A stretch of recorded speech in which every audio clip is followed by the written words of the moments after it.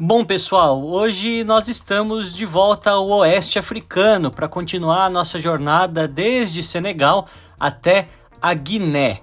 Nosso próximo destino é o pequeno país lusófono de Guiné-Bissau, um país que muitos de vocês já pediram para que eu visitasse e, cumprindo com essa missão, vou mostrar tudo em detalhes aqui para vocês. E mais um dia, mais um táxi compartilhado, uma dessas vans aqui, esperando ela lotar para que possa sair. Estamos indo em direção a Guiné-Bissau, outro país irmão do Brasil na língua portuguesa.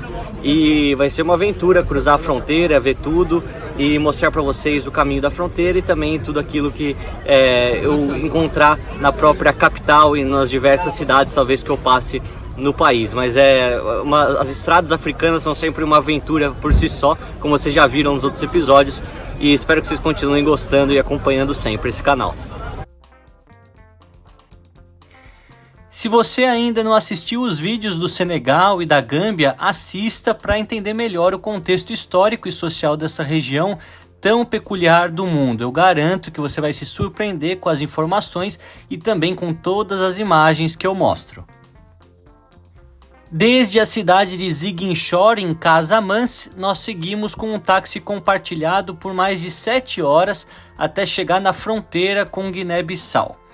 País que exige um visto de entrada da maioria dos passaportes do mundo. Portanto, eu aconselho a vocês que sigam até o consulado de Guiné-Bissau no Senegal e façam o visto no mesmo dia. Ele custa por volta de $40 e fica pronto na hora. Bem fácil o procedimento. Bom, eu acabei de atravessar aqui, pelo menos saí do Senegal, não entrei ainda em Guiné-Bissau, mas realmente o terreno muda pouco. Aqui a gente está numa área bastante verde já, a natureza é bonita, mas a pobreza continua sendo o ponto bastante negativo em toda essa costa, eu digo assim, da oeste africano, não é propriamente a costa, mas essa parte um pouco mais próxima do oceano, realmente muita pobreza, e imagino que no interior dos países seja ainda pior. O trajeto de quase 400 quilômetros demora bastante se nós considerarmos o estado de algumas estradas nessa região. Mas a paciência é a mais importante das virtudes quando a gente viaja pela África. O tempo biológico e cronológico passa diferente por aqui. Os dias seguem outra dinâmica, não dá para comparar com nenhum outro continente do planeta. Se adaptar e saber ter calma é fundamental para se evitar os maus entendidos e também outras complicações ao longo do caminho. Então, rapidamente, como sempre faço, vou passar um pequeno panorama sobre a história dessa região de Guiné-Bissau, que fazia parte do chamado Reino de Gabu, que era um reino da etnia dos Mandinkas que existiu aqui por quase 300 anos. Mas partes do seu território também fizeram parte do Império do Mali, que foi mais poderoso e maior e que também durou por volta de 400 anos. Parte deste reino persistiu até o século XVIII, enquanto algumas outras estavam já sob o domínio do Império Português desde o século XVI. No século XIX, portanto aí nos anos de 1800, a região foi colonizada de vez e passou a ser referida como a Guiné Portuguesa. E nesse momento, a nossa língua também se popularizou por aqui. Bom, eu tô aqui já na Guiné-Bissau, vocês veem o estilo colonial de algumas casas, bastante portuguesa. O português não é tão fácil de entender porque é uma versão do crioulo português, assim que eles chamam assim. Eu vou explicar para vocês tudo que é isso nesse episódio, mas eu tô aqui numa cidade que eu nem sei qual que é e realmente é bastante interessante tudo que a gente vê. É um país diferente que fala o português e tem algumas similaridades, afinal foi parte também do mesmo império que o Brasil foi por muitos e muitos anos. Nas minhas primeiras impressões, eu vi um país extremamente tranquilo, onde bodes e malas eram transportados no mesmo lugar pelos mais diversos veículos país adentro. A população pequena de apenas 2 milhões de pessoas também se coloca em contraste com as demais nações africanas que já mostrei aqui para vocês no canal, onde a densidade demográfica acaba sendo muito maior. E o que é interessante é que a língua deles aqui, o crioulo português, você escuta mais ou menos assim, blá blá blá blá, complicado, blá blá blá blá, farmácia, blá blá blá blá.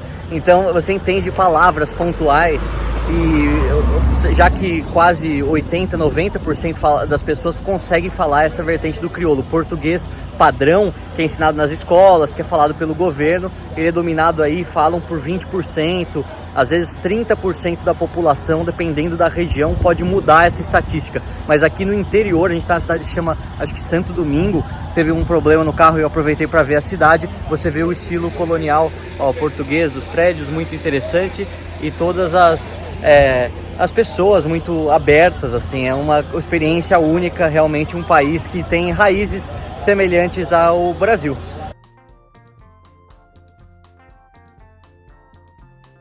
E tendo apenas 2 milhões de habitantes, é um país muito, muito tranquilo. Até que você vê que na rua, tudo bem, uma cidade muito pequena, não cheguei ainda à capital, mas na rua você vê as crianças andando com as motos, andando com as galinhas e com os bodes de maneira bastante normal, assim, numa terça-feira, quase 11 da manhã. Então realmente é algo interessante você notar essa tranquilidade em relação ao Senegal, que é um país muito mais populoso. Infelizmente, pessoal, o país tem um histórico de forte instabilidade política, onde desde a independência, na década de 1970, apenas um presidente eleito conseguiu terminar o seu mandato de 5 anos com sucesso. Esse foi José Mário Vaz. Aqui, por volta de 60% das pessoas fala alguma coisa de português, sendo a primeira ou segunda língua, mas muitos calculam que de maneira fluente, esse número de pessoas que falam e dominam o português é muito mais baixo, apesar da língua portuguesa ter status de língua oficial em Guiné-Bissau. Mais de 90% das pessoas fala o crioulo, uma língua crioula baseada no português e que empresta do mesmo várias...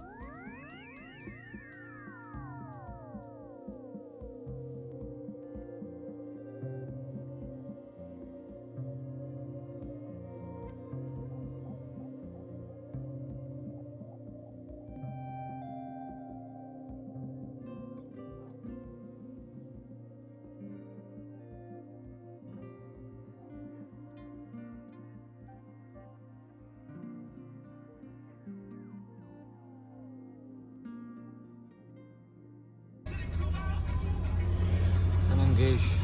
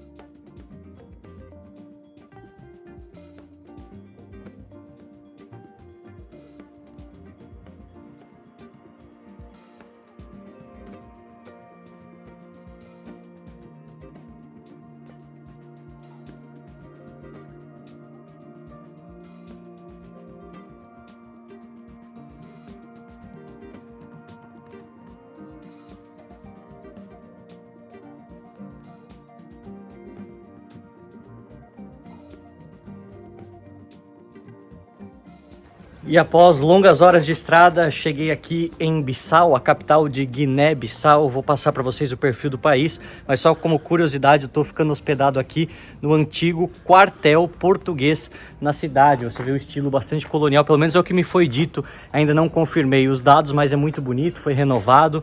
A cidade tem tentado evoluir, apesar da Guiné-Bissau ser um dos países com o menor PIB de toda a África. Se nós não utilizarmos a questão per capita, olharmos apenas o valor total do PIB, apenas 1 bilhão e 600 milhões de dólares em um país de mais de 2 milhões de pessoas, é muito pouco mesmo. Só para vocês terem noção, o PIB do Brasil é 1,8 trilhão de dólares, ou seja, a diferença aí na margem dos 1.000, para vocês terem uma noção. E aí a gente continua mostrando para vocês tudo que eu vejo aqui, mas realmente estou muito feliz de estar em mais um país da lusofonia. O contato de europeus com os nativos de Bissau começou no século XVII, por volta do ano de 1687, quando o rei de Bissau concordou com as propostas do Império Português de construir naquela região uma fortificação, a conhecida Fortaleza de Nossa Senhora da Conceição, que serviria como um entreposto comercial português na África. Em seguida, já foram construídos um hospital e também uma igreja. A colonização de fato aconteceria só a partir de 1696, quando a segunda fortaleza foi edificada no território. O rei de Bissau, conhecido como Bekampolo Có, é descrito na historiografia como um monarca africano amigável aos europeus, inclusive se convertendo ao cristianismo. Porém, contudo, todavia, quando ele morre em 1696, a disputa pela sucessão ao trono cria enormes instabilidades. Isso faz que em 1697 aconteça a Primeira Guerra dos Locais contra os portugueses e esse clima hostil permaneça por quase 80 anos, culminando com várias décadas de rebeliões contra as forças coloniais europeias. Contrariamente a Angola, que era considerada uma das mais importantes colônias portuguesas, a Guiné-Bissau era um território pouco extenso e que tinha servido apenas de entreposto para o comércio de escravizados no Atlântico até o século XIX. Só em 1834 que a cidade seria proclamada a sede do governo colonial, chamada naquele momento de São José de Bissau, mas ainda subordinada ao governo geral de Cabo Verde, esse conjunto de ilhas que nós temos no Atlântico e que também foi colônia portuguesa por vários séculos. E o sol está muito quente aqui, vocês podem ver, realmente é uma cidade muito mais tranquila de você andar, porque tem menos gente, né? Cerca de 500 mil pessoas dos 2 milhões de habitantes do país vivem aqui, mas é realmente uma experiência interessante, já que você acha que todo mundo fala português, mas não falam. Quando você encontra, as pessoas falam muito bem, as que sabem e as que não ficam cambaleando, porque a língua crioula que eles têm aqui é algo totalmente diferente, além da quantidade grande de senegaleses que vivem aqui por melhores condições de vida, pelo que me falaram e eu pude encontrar as pessoas até agora. Andar a pé por Bissau foi bem tranquilo e também seguro, sendo o calor a única dificuldade que eu encontrei, afinal, nessa região do mundo o sol é sempre muito forte.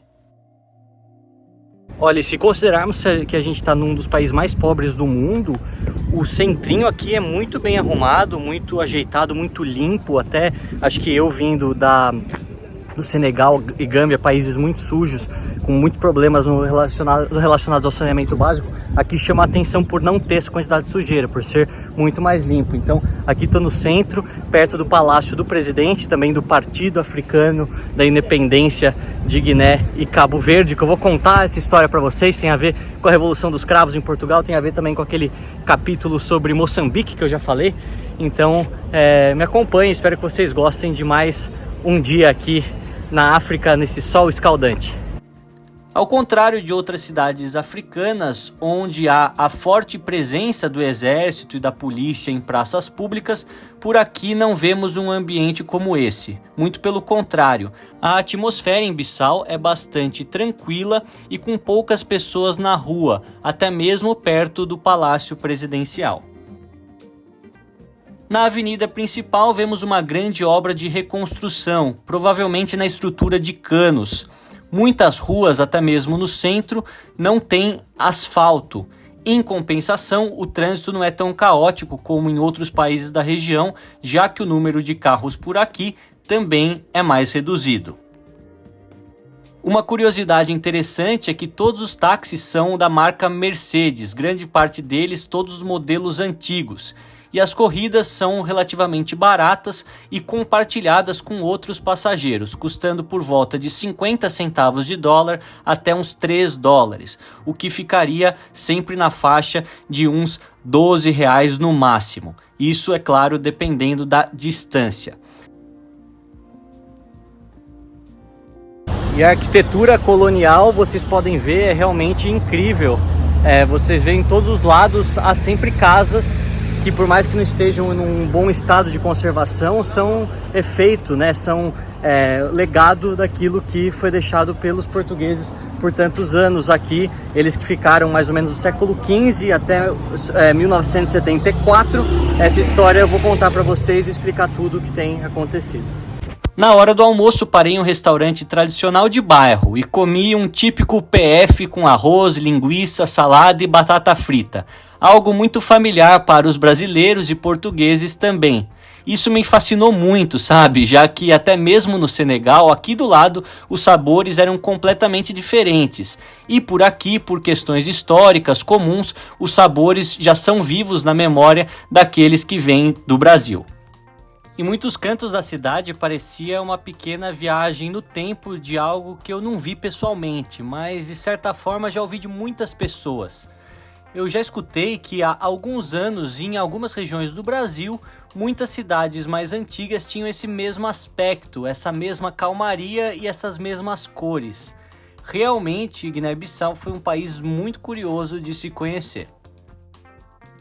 Bom, e como eu sempre faço para vocês, vamos passar o perfil do país. Aqui a Guiné-Bissau tem 2 milhões de habitantes mais ou menos. As maiores etnias são os Balanta e os Fula, com cerca de 30% cada um. Também temos os Mandinka, temos também tantos outros que estão compartilhados nos demais países aqui do oeste africano. No aspecto religioso, vocês podem ver, aqui é uma porção um pouco maior de cristãos, cerca de 18, 19% são cristãos, mas a maioria ainda é de muçulmanos, cerca de 45, 46%. Outros 30% praticam religiões africanas tradicionais, o que é algo bastante interessante e diferencia a Guiné-Bissau dos demais países. Também porque chamam de Guiné-Bissau, para que não haja confusão com a antiga Guiné francesa, Guiné-Conakry. Exatamente por isso que após a independência o país decidiu colocar o hífen com Bissau para que não haja confusão. Então aqui Guiné-Bissau, essa que foi colônia portuguesa por tantos anos. Por dentro a igreja era simples, mas bem bonita. Não havia mais ninguém além de uma senhora que trabalhava por lá. Viagens assim, em lugares pouco conhecidos e com detalhes culturais e políticos, você vê de maneira completa aqui nesse canal. Prestigie esse trabalho, deixe aqui seu comentário e, se possível, se inscreva. Faça parte dessa comunidade de viajantes com cultura.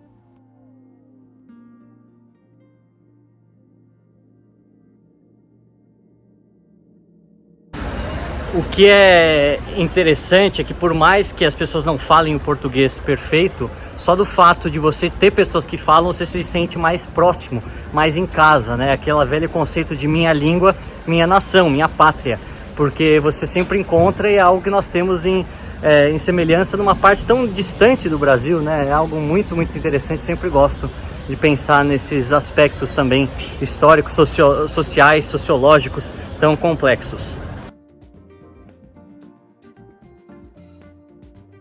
Bom, pessoal, no episódio de hoje, apesar de estar descabelado, vou mostrar para vocês não só mais da capital Bissau, mas falar sobre a história da independência do país, que tem tudo a ver também com a história de Portugal e com a história das outras ex-colônias portuguesas na África, principalmente Angola e Moçambique.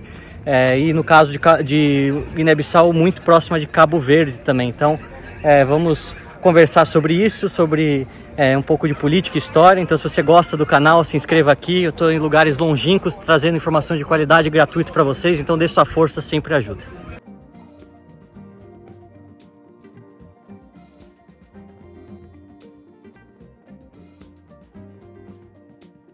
Bom, e antes de contar sobre a história da Revolução, da guerra que aconteceu aqui, a Guerra Civil, é importante falar de Amílcar Cabral, que é como se fosse o grande homem aqui, o grande idealizador de todos esses movimentos que se iniciaram aproximadamente aí nos anos 60, com a ajuda da União Soviética, de Cuba, da Iugoslávia, da China, mas de maneira geral também representava o movimento do pan-africanismo, da independência de diversos países africanos que queriam sair das amarras coloniais. Isso daí eu já contei para vocês quando eu estive na Tanzânia, no Quênia, em Moçambique e agora também aqui em Guiné-Bissau. Aqui, Amílcar Cabral, ele foi o grande idealizador, o grande intelectual por trás desse movimento, que se tornou também luta armada e depois com a Revolução dos Cravos em Portugal, 1974, 25 de abril, Grândola Vila Morena, todos nós sabemos, o partido dele, o Partido Africano pela Independência de Guiné-Bissau e Cabo Verde,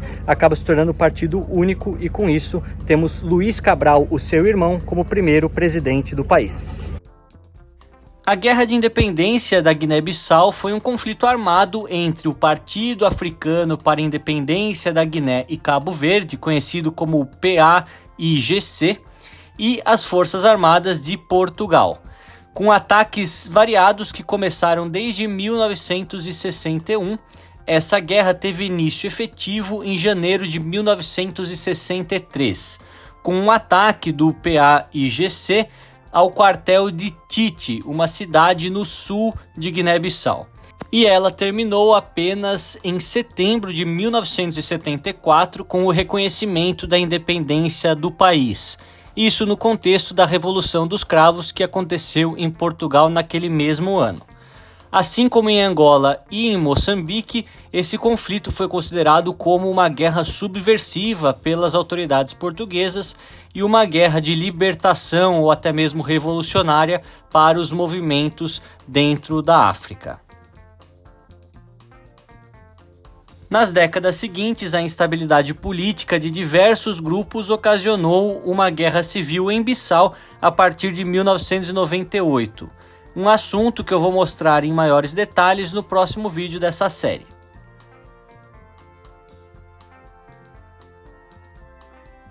Grande parte das fachadas aqui perto do porto relembram paisagens abandonadas. Isso por conta do estado em que as coisas se encontram e também pela estrada de terra, que talvez tenha um asfalto aqui embaixo que eu não consiga ver, mas de qualquer maneira é uma situação muito difícil. Como eu já disse, o PIB daqui é nominalmente um dos menores, um dos piores que nós temos na África, e portanto a arrecadação é baixa e o dinheiro em caixa para fazer mudanças e construir avenidas é muito pouco. Mesmo assim, a gente vê um porto muito interessante que tem no rio que corta a cidade, que eu não vou falar o nome para não errar, mas vou colocar aqui escrito para vocês.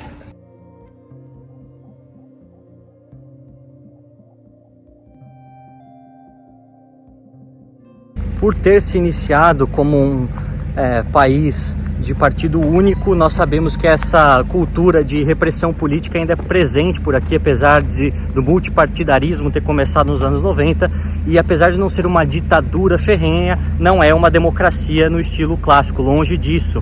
Liberdade de expressão, liberdade de imprensa e também até mesmo de manifestação política são em algumas regiões restritas. A liberdade que sim impera por todo o país é a liberdade religiosa, de acordo com que eu vejo as pessoas aqui fazendo suas orações muçulmanas na frente das igrejas, e o pessoal nas igrejas, o pessoal de outras religiões. Então isso é bastante aberto, mas temos que tomar cuidado, e também filmagem, tirar fotos é algo que as pessoas não gostam, faz parte isso também das antigas perseguições que existiam aqui durante as várias décadas seguidas da independência.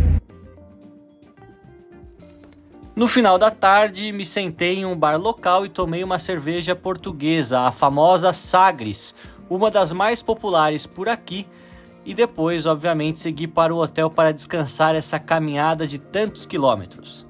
Fique ligado, porque em breve mostrarei também o interior desse país e toda a minha aventura em 2 rodas para atravessar a fronteira até a Guiné-Conakry, antiga Guiné Francesa.